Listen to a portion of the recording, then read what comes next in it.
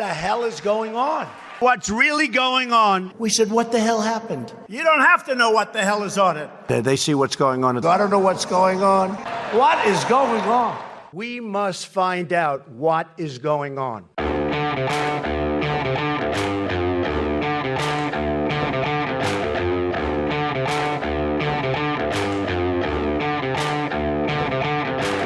Hi, I'm Danielle Petka. I'm Marc Thiessen.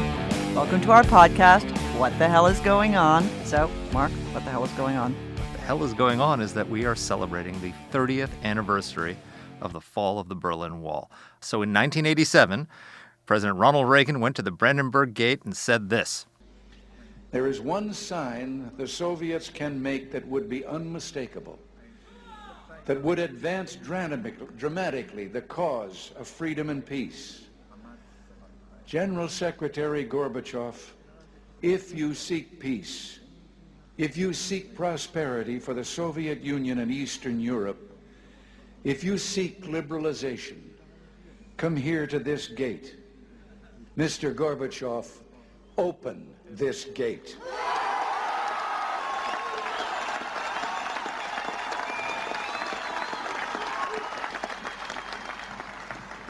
Mr. Gorbachev, tear down this wall. And then just 2 years later, this happened. I'm Peter Jennings in New York. Just a short while ago, astonishing news from East Germany, where the East German authorities have said, in essence, that the Berlin Wall doesn't mean anything anymore.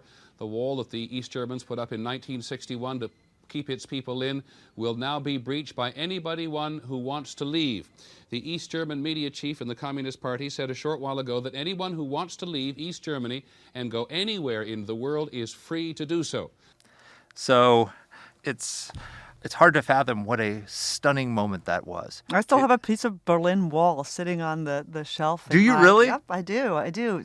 Stephen, my husband, was there, and he brought me back a piece with the graffiti with the spray paint on it, because it was spray painted, obviously, only from the western side, as this monstrosity. And of course, if you go to the Reagan Library, they have the large chunk of the Berlin Wall Fantastic. there. So it was a world-changing event. And, I think it would be interesting for us to talk a little bit about today about how the world has changed and how we are still, how the reverberations of that collapse of that wall are still affecting the world today. It's funny, because for people like us who grew up and went to school while the Soviet Union was, I don't want to say going strong, but certainly while the Soviet Union continued to maintain its evil empire, as Ronald Reagan aptly called it, we never thought it would go away. And now, you've heard me tell this story before, but I had this grad student, come in to talk to me last year, and he asked me a question, and then he said, and so he referred to the Soviet Union with air quotes. And I looked at him and I said, dude, air quotes? Stalin killed 30 million people. This is 70 years of imprisonment, torture, misery, death, and danger to America. Air quotes? Yeah. But that's how it is now. But this is because this generation today of young people did not grow up with a living memory of this like we did. And there was a book that came out a few years ago called The Black Book of Communism, and it's a really, really amazing book. And this was the first effort by scholars to go back and actually document how many people died at the hands of communist socialist regimes around the world. And the conclusion they came to was close to 100 million. I mean, that is just, right. I mean, if it's you think the most murderous ideology in the history of the world. Right. It's not just the Soviets. We're talking about Vietnam. We're talking about Indochina. We're talking about China. The People's Republic of China, that to this day has these concentration camps in Xinjiang. We're talking about lots and lots of places. What's stunning to me, though, and I know we'll come back to this, but what's stunning to me is that nobody would ever think to call themselves a Nazi. You don't see people going out going, Bernie Sanders, we need to defeat this socialist ideology, and therefore that's why I've started the new Nazi party. The only problem with National Socialism under the Nazis was how it was implemented.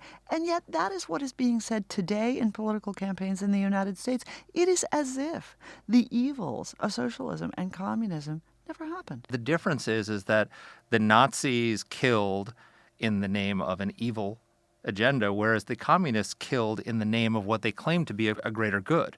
The communism was, from each according to his ability to each according to his needs. We're creating the dictatorship of the proletariat so that we can overthrow the bourgeoisie and lift the poor up. So they killed in the name of a lie, which was that they were doing something good.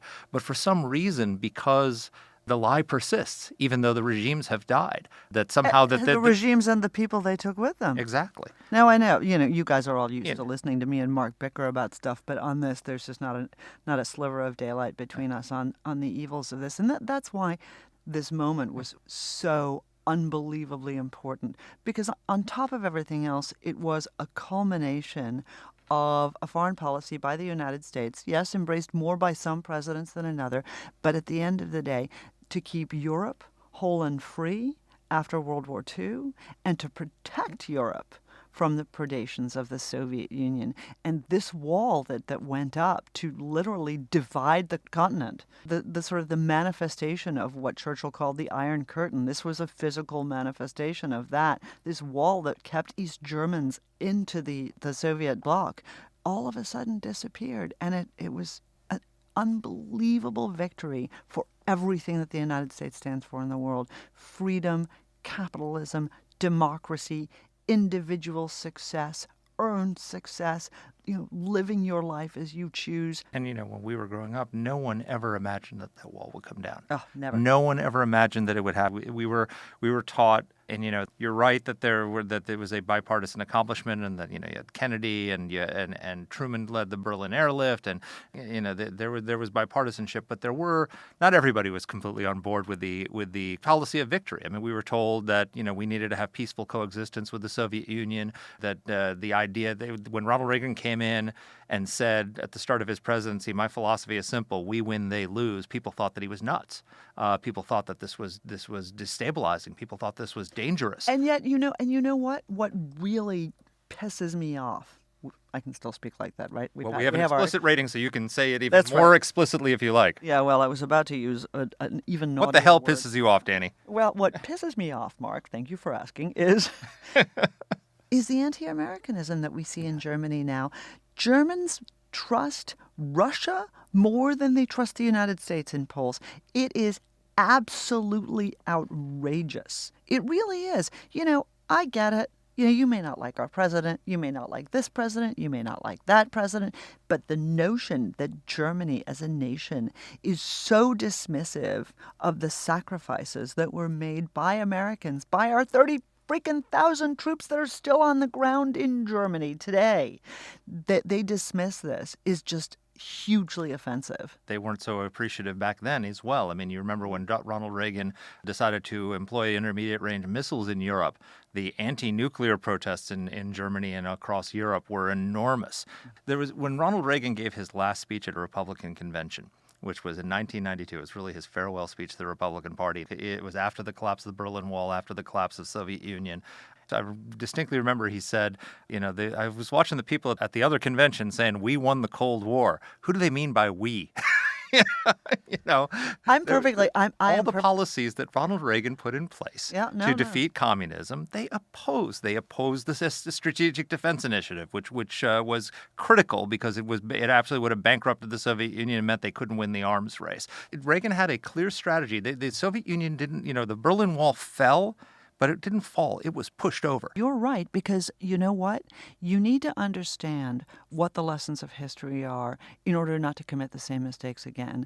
The fact that Barack Obama was willing to appease our various enemies, the fact that Bill Clinton watched in the face of attacks on the United States, the USS Cole, the Al-Qaeda attacks in East Africa, all of these things, those are lessons for us, and they were lessons that we should have learned, which is that enemies, our adversaries, respect strength.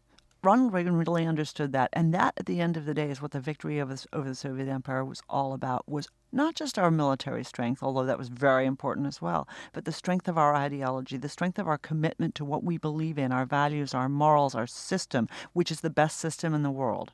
And for those people who go around saying that America is the reason why we have these ills in the world, which we hear too often in political debate these days, those people are dead wrong, and those people would not have led to the fall of the wall. So you're right. And also Rant over. the willingness to speak truth. When Ronald Reagan called the Soviet Union an evil empire, we now all celebrate that. Back then, people set their hair on fire about it. When they were preparing the Berlin Wall speech, Peter Robinson, who wrote that speech, is a friend of mine, and the State Department kept taking that art out of the speech, and Peter Robinson didn't put it back in. Ronald Reagan kept putting it back in, and then the State Department kept saying, "How did that get put back in the draft? Take it out." And so Peter would take it out, and Ronald Reagan would write it back in. They thought it was too provocative to say, tear down this wall. Now it's, celebrated, but back then there were lots of people wringing their hands and worried about, we can't provoke these people. We can't provoke the Soviet Union. This is too provocative. And you need to be strong, and you need to be forceful. You need to speak truth to power, and we need strength, military strength, moral strength, economic strength. And I want everybody to note this, not because you think, oh my God, Dany and Marc are going off on some Republican hoo-ha cheering session, but because you have heard this theme in previous conversations and agreed with it, I hope. One of which is, we pretended that we couldn't go up against the Russians in Syria, that it would be too dangerous for us to create a no-fly zone, that we couldn't confront the Russians supporting the Assad regime. And the answer, of course, is, of course we could have. We killed 200 Russian mercenaries on the ground in Syria. They did nothing. We pulled out and the Russians created a no-fly zone in 2 days that we could have done. Strength is important. And of course it's not all about strength. You have to have the convictions. You've got to have the principles first. Strength just backs them up. And it gives them credibility. Strength also makes the need for military force less likely. Ronald Reagan's phrase was always peace through strength, that if you have a strong military and people know Ronald Reagan used our military probably less than any modern president. But they knew that he was willing to use it, and so therefore that prevented the need to engage military. But let's talk a little bit, Dany, about how the world has changed since 1989. There was the famous Francis Fukuyama essay, End of History. The End of History, where he basically, and became a book, started out an essay in the national interest. He argued basically the great ideological struggles of the 20th century between liberal democracy and fascism, and then liberal democracy and communism were over, and history had reached its end, and that liberal democracy had won. And we have seen, of course, there's been a lot of talk of the return of history as the forces of authoritarianism have pushed back. But really, in truth, Dany, the world looks pretty good from the perspective of democracy today. We're not fighting wars in which millions of people die. No. We're fighting about wars in which, in the case of, you and I have noted this, in the case of Syria, 6 soldiers died, 2 civilians. We mourn every one of those deaths, but you're talking about... hundreds of thousands of Syrians. Of course. But I mean, when you talk about Americans, we are talking about the wars of the 20th century that defined in many people's eyes that century. We're talking about wars in which hundreds of thousands of Americans died. Tens of thousands of Americans died. That is not the case in any of the conflicts that we fought in since the fall of the wall. I pulled together some of the data just to show how the world has changed. So in 1989, there were just 51 democracies in the world and 105 autocracies.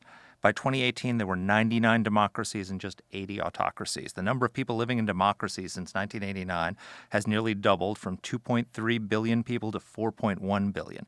Now makes up more than half the people on the face of the earth. And of those remaining in autocracy, 4 out of 5 live in communist China. So outside of communist China, the world is virtually entirely democratic.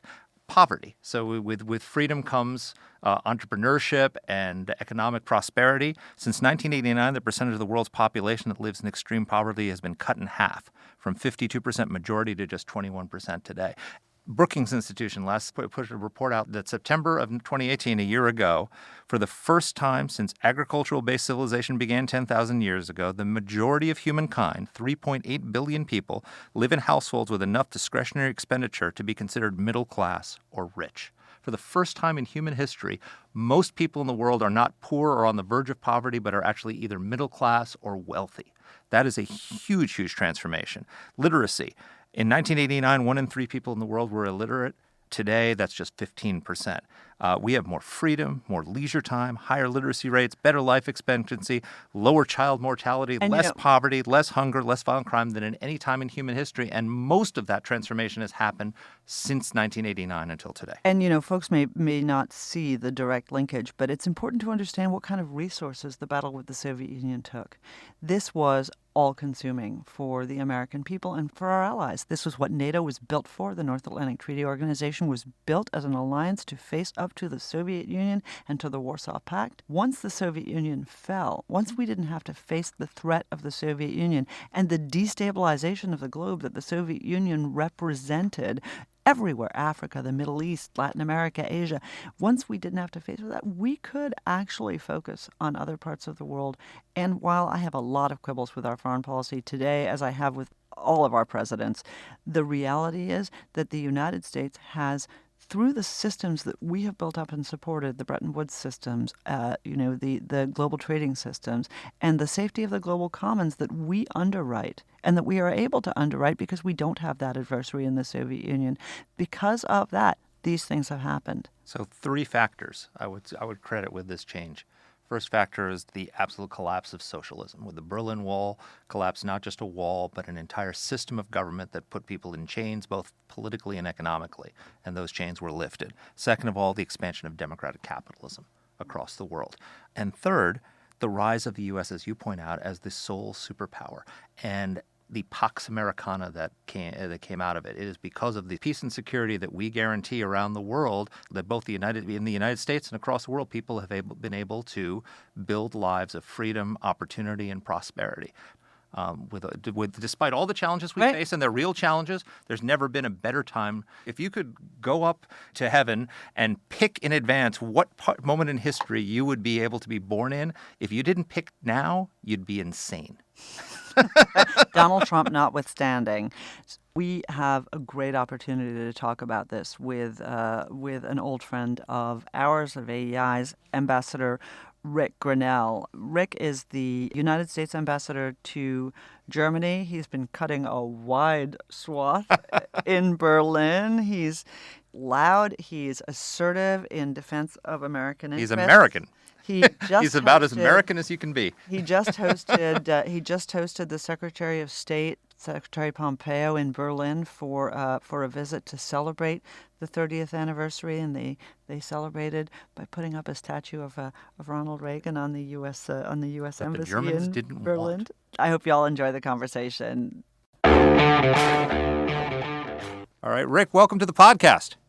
Thanks for having me, Mark and Dany. I'm really excited. Well, so you're joining us by phone from Berlin, where you are the ambassador to Germany, and you just had Secretary Pompeo in town, along with a lot of folks from the Reagan Library, to mark the 30th anniversary of the fall of the Berlin Wall. It's an amazing story. In 1987, Ronald Reagan said, "Tear down this wall," and 2 years later it happened. It's a great American story. Tell us about the commemorations. Yeah, well, it's pretty exciting here in Berlin. The entire area surrounding Brandenburg Gate has been turned into really a festival. There's a big celebration both in the former GDR and in Berlin and throughout Germany. I just spent the day with Secretary Pompeo in Leipzig, and we were there meeting with some original protesters in 1989. It was a couple of women, a couple of men who were telling their stories about being involved in a church and wanting a peaceful demonstration, but they were just really tired of the oppression that the communist government was putting upon them. They just wanted to be free. They wanted their kids to experience some freedom, and they took to the streets, and 70,000 people in Leipzig started this entire process. And now we're sitting here, it's 30 years later, the fall of the wall, and it's pretty exciting. It's pretty humbling to be the U.S. ambassador here, and at this time having the Secretary of State here to really go through, I think, the emotions that he had when he was in the Army and serving in Germany in that's right. the late 80s. And so we kind of retraced some of his steps, but I have to say that I was really struck today with how important it is for even Germans to see, and maybe we can get into this a little bit about the German psyche of why they aren't meeting their NATO obligations and why they have a really problem with preparedness for a military that's ready. But I was struck today with how important it was for just regular Germans to see the story of Secretary Mike Pompeo, which is that, a young army officer who grew up to be Secretary of State. It sends such a strong message that a career of service and then the military, starting off in the military, can really someday make you Secretary of State. I couldn't agree with you more, Rick. And, one of the things that I think is great about this commemoration and the fact that the secretary went over and the fact that a statue of Ronald Reagan is being erected in Berlin is to remind not just Americans, but to remind Germans how instrumental the American people have been in their freedom. When we think about the end of World War II and we think about the reconstruction of Europe, when we think of the Berlin airlift, when we think of the role that we played in NATO guarding the Fulda Gap against a Soviet invasion, when we think about coming back to, Ronald Reagan standing there, this was something that the United States sacrificed treasure for. This was something the United States sacrificed blood for, was for the freedom of these people against whom we fought. For us, for 4 years, and in Europe, 6 ugly years, and prior to that in World War I. It's amazing. It really is. Do you feel like that's appreciated enough? Dany, it's such a great question. It's not appreciated enough, I think, is the real answer. We just went through this past weekend. The foreign minister of Germany wrote a definitive opinion piece that was produced in more than 20 papers across Europe, and it was all about the 30th anniversary of the fall of the wall and how far Germany has come. And this is the German foreign minister, and he didn't mention the United States in that opinion piece. Wow. And that was a real, I think, shock to me to see that. I was very disappointed to really see that in print because, as you say, and I think you're exactly right, Americans have sacrificed a lot for Germany. And I think about, my partner and I just took his grandfather, 95-year-old grandfather, 2 weeks ago to Normandy. It was his second time in Normandy. First time is when he was a 19-year-old young man and he stormed the beaches. And we've tried to get Grandpa Lacey to come over a couple of times, and due to health or other reasons, he wasn't able to come. He did come this time.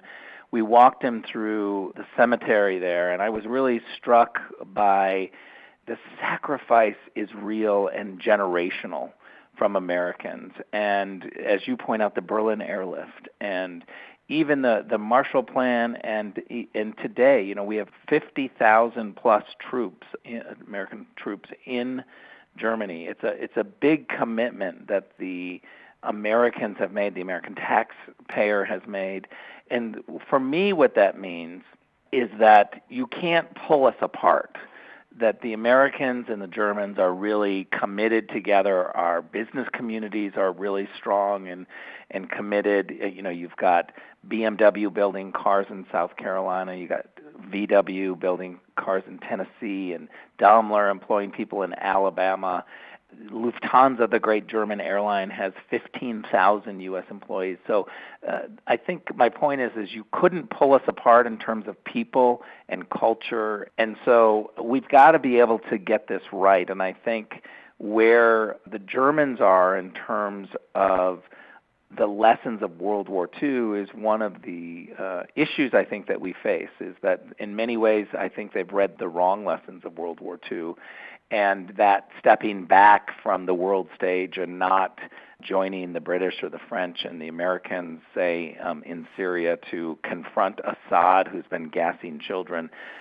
This is one of the things that I try to make clear here, is that I don't think that the Germans should say, we hate war, we know the horrors of war, nobody wants us involved, so we're going to take a back seat as the largest economy in Europe. I think they need to say, no, we've seen this before, and we will join a coalition that stops Assad, that punishes him for gassing children. And I think that that's the message that the Trump administration is trying to bring to Germany, is that we want you to step up and meet your NATO obligations because it's really important. Well, they just announced, I think, that they think they can get to 2% by, 2030? It was 2032. 2032. I would love to turn this around and know what you guys think. We've been working very hard on this issue. As you know, in 2014, the Wales Pledge was NATO members had 10 years to get to the 2%. So from 2014 to 2024, NATO said, make adjustments in your budget. We're giving you 10 years to ramp up. You got to get to 2% by 2024. And I think, the reality is that the Bush administration, the Obama administration, everybody had been asking the Germans and others to pay more. It was largely ignored, but now they are. And, I do hear from some Germans who say, oh, we don't like the tweets or the pressure. And I always push back and I say, the only lesson I know is that the tweets and the pressure have worked. You ignored us for a long time, and now we are on a trajectory. We are moving up. $100 billion increase in defense spending since 2016 for Europe and Canada. That number is amazing. I think that's a total credit to President Trump being focused on increasing defense spending. But for the Germans, they've creeped up, and they're at somewhere like 1.3, 1.28, and sometimes 1.32% of their GDP for defense spending. And the defense minister, the new one, has announced that she thinks they can get to 2% by 2031. We are making progress, but my question to you is, how do you think this is going to go over with the American people? Well, the problem for us, Rick, frankly, back here is that for those of us who believe in NATO, for all of the reasons that I outlined and that you have outlined when we talk about the importance of Germany to the United States over the years, for all of us who believe in this, it really, really hurts the case for the alliance when we're the only ones who really believe in it, or we and Poland are really the only ones who want to invest in it, or we and the British and the Poles are the only ones. We need Germany. We need France. And when the American people see that, they are right to ask themselves, why are we the only ones who invest in this? And I know Mark has a question for you as well. Yeah. So, why don't we, when we tell the Germans we're going to build Fort Trump in Poland and move some of those troops from Germany? Yeah, no, it's such a great point, and we have. We've said to the Germans that you're making it increasingly difficult for us when you're not meeting these obligations. President Trump has said, why don't we take a couple of thousand and move them from Germany to Poland? Poland said, great, we'll take them. So there is that conversation, but the socialists here, the social democrats, who are the ones largely resisting meeting the NATO obligation, is also, they're the party that talks a lot about being multilateral and European, and they want Germany to be Europe and to act in concert with multilateral decisions. And so what I always say to my SPD friends, my socialist friends here, is I say, I can't think of a more successful multilateral organization than NATO. If you really want to be a great multilateralist, then meet your obligation at NATO. You had mentioned your socialist friends, so let's broaden out a little bit beyond Germany and talk about this resurgence of socialism we're seeing 3 decades after the fall of the wall. There's a poll here in the U.S., a Gallup poll found that 58% majority of young Americans think that socialism would be a good thing for our country. How is the sentiment for socialism in Germany and Europe, and what do you make of the fact that socialism is having a resurgence in the 3 decades after the end of the Cold War? Well, what's really interesting is that here in Europe, I think it's the opposite. That's not the case. Is that there are young leaders coming on the scene that are definitely not socialist and are capitalists and embracing capitalism in a big way. Certainly, bringing this back to the 30 years of the fall of the wall, we're hearing that in Germany over and over of how pleased they are to turn away from the system, communism, that really held the East back, and to embrace a unified Germany and a new unified Germany that really solidly went into the West. And there's no looking back on that. I just read a question and answer with Chancellor Merkel, and one of the questions was, what do you think would have come of you if the GDR didn't end, if the wall would still be up and there were two systems? What would have happened to Angela Merkel? And she flatly said, I'd be in the United States. I would have gone away from this system and realized I had to leave.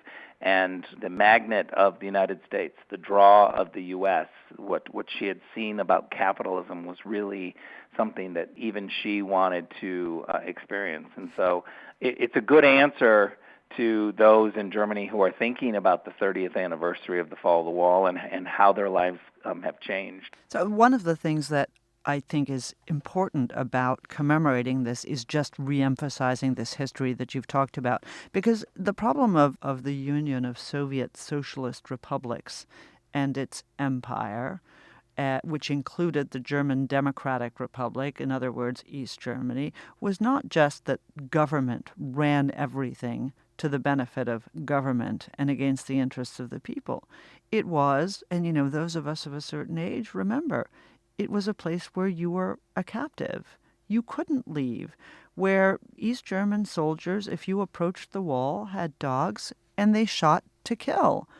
And people died, not in small numbers in these countries, not to speak of the battle to be free in places like the Czech Republic and Hungary, and of course leaving out entirely the experience of the Soviet Union itself. But so few people seem to remember, and I worry that Angela Merkel could be one of the last. Yeah, it's a great point. There was 27 miles of a border wall, and the mammoth task of trying to keep people in. Remember, it was literally designed to keep individuals and an entire society cordoned off and unable to experience freedom, denying individuals all of their rights and the progress of the world in order to keep them captive. And that's not something to romanticize. It's certainly not something that the younger generation should look at and pretend it was an easier time or a better time or a response to the overages of capitalism. And so I think it is up to us to tell these stories, and it's why the 30th anniversary is amazing. Still I'm sensing every moment, I'm experiencing it, and I'm overwhelmed. And I have to say that as someone who voted for the first time for Ronald Reagan in 1984, my first time to be able to vote, to be the U.S. ambassador and successfully bring a statue that honors Ronald Reagan to Berlin, it's almost inconceivable that it has never happened. But the city of Berlin did not want to put up a statue, and I just thought, Did they really oppose it, Rick? They did, and there's still big opposition that, look at the foreign minister here. He just wrote an entire op-ed and never thanked the United States. So you can see why his party, they control Berlin, and consecutive mayors have just not wanted to have a statue of Ronald Reagan, so there's never been one put up. And so we decided we were going to take matters into our own hands and put a statue up on the top of the U.S. Embassy and rename the outdoor space the Ronald Reagan Terrace. Well, Rick, we're very glad that you're our ambassador to Germany and that you were able to be there to do that. And thank you so much for joining us today. Thanks a ton, Please Rick, come really. Visit, both of you. I'd love to show you the Ronald Reagan Terrace. We'd love to come. We'll be there. Thank you. Thanks. Okay, Mark, today it's my turn to say, wow, that really was a fascinating conversation. I learned a lot about what was going on. Rick is in Germany at a pretty interesting time. Just apart from the anniversary of the wall and the Secretary's visit, it really has been a time of political turmoil in Germany, the rise of a lot of nasty political parties in Germany as well.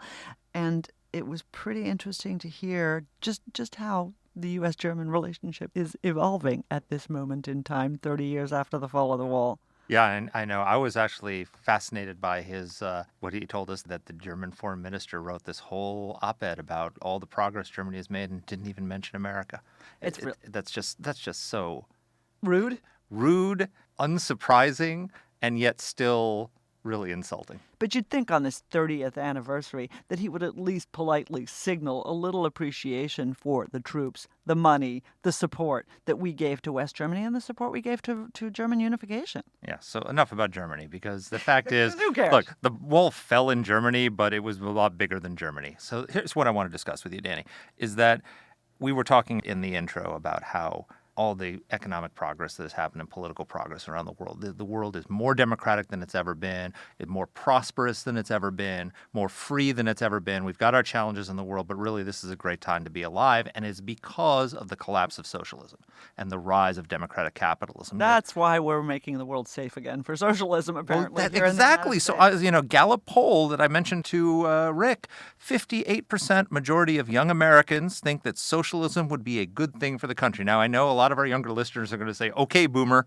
teach us something else." But okay, millennials. What gives with this rise of socialism among young people? Look, it is not. I wouldn't say that it is malign on the part of young people. It's ignorance.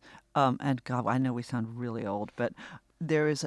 We talked about this when we talked about the Holocaust. Like the fact that, that 1 in 5 millennials can't name a concentration camp. I mean, have never even heard of Auschwitz.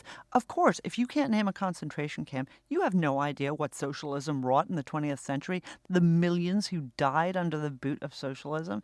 You don't remember that the Nazi Party was actually called the National Socialist German Workers' Party. As the director of the Auschwitz Museum pointed out, that National Socialism was actually socialist. Yes. No, I know. And if you don't know that, then you think having a socialist as a candidate for president of the United States is cool. I mean, just the fact that we have two of the leading Democratic candidates, Bernie Sanders and Elizabeth Warren. Bernie Sanders, who embraces the title of socialism, Elizabeth Warren, who eschews it but still practices it. It's unbelievable. Like, can you imagine if somebody And by the ran... way, neither of them are Pete Buttigieg. If Pete Buttigieg, a young guy, was doing this, I would be more forgiving.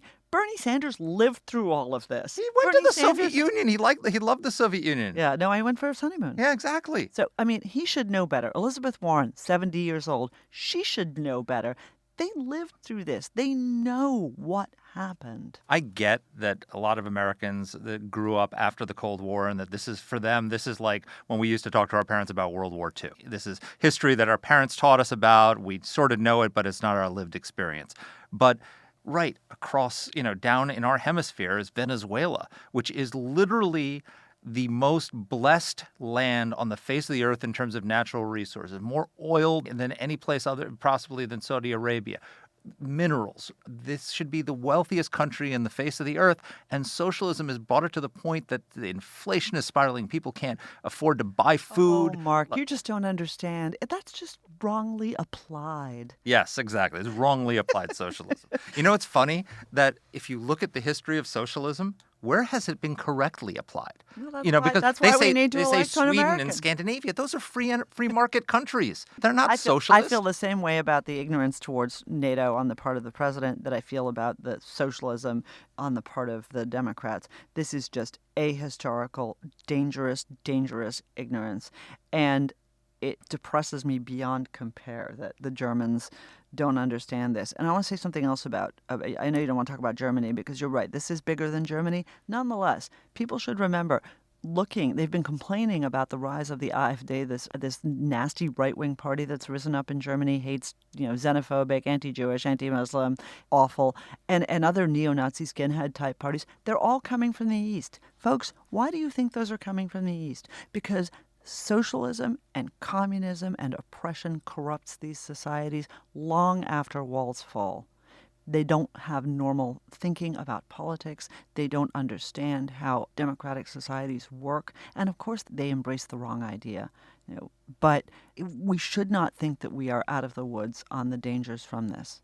No doubt. But then on the other hand, keep in mind that probably are, when we talk about NATO, who are our most reliable allies in NATO? So Germany, which benefited more from American sacrifice, largesse, support than any country possibly on the face of the earth, can't even bring itself to spend 2% on its defense. Yeah. But Poland, We're Czech we're waiting for 2031, all, Mark. all the countries of Eastern Europe, they're the ones who are stepping up. You're right, although there's plenty of democratic backsliding in Eastern Europe as well. And I do blame the history. I blame the corruption of these societies, the oppression that they suffered under Soviet and Soviet proxy rule. It does have reverberations to this day. And while I agree with you, they have anteed up for things in ways that Western Europeans haven't.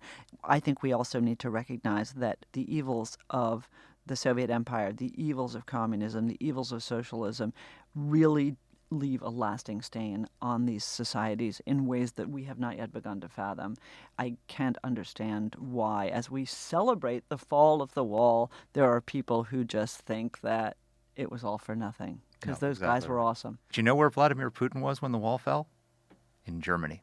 In Dresden. He was an officer in a KGB outfit in Dresden, in Germany, during the wall. He saw what happened when the wall fell. He watched all of that. That's why he speaks German. And yes, and that is all. But that's also why he's very clear-eyed about the dangers to autocracy and why he's cracking down on the opposition in Russia. Why he's determined not to make. Just the Chinese learned the lessons of the fall of the Berlin Wall. Putin learned the lessons of the Berlin Wall. There are authoritarians out there who are trying to have it both ways. They want the money they can get. But they want the money they can get from capitalism, but without the power they can have from totalitarianism. So democracy is winning, but we've still got our challenges. We sure as hell do. And with that, folks, I think this is the last of our anniversary series, right? We did the anniversary of the hostage crisis. Now we're doing the anniversary of the Berlin Wall. We'll come up with some more anniversaries. Excellent. Well, you have something to look forward to then, everybody. Thanks for being here. Take care. And our team here at AEI is Alexa Santry, Matt Weinset, Jen Moretta, and Macy Heath. Let us know what topics you'd like us to cover. You can get in touch with the show by emailing us at whatthehell@aei.org. Or you can reach us on Twitter. I'm at @dpletka. And I'm at Marc Thiessen. That's Mark with a C. Please rate and review the podcast. If you like the show, please subscribe, share it, comment on Apple Podcasts, or wherever you're listening to this. Thanks for listening.